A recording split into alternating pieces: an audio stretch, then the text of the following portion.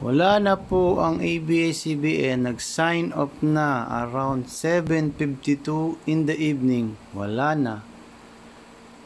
Sayang. Ang ganda pa naman ng pinanonood ko kanina na wala na.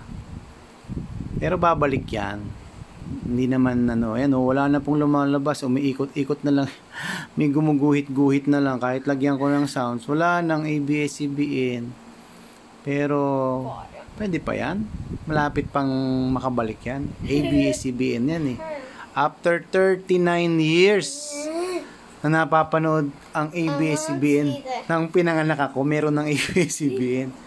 Ngayon wala na. Pero babalik yan.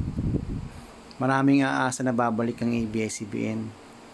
Kaya relax lang kayo mga dude. Ayan, wala na talaga kahit anong gawin ko yun. Wala na talaga lumalabas eh.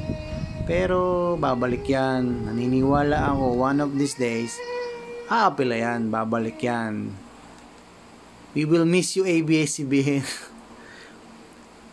Kita-kita ulit. Hihintayin namin ang inyong pagbabalik.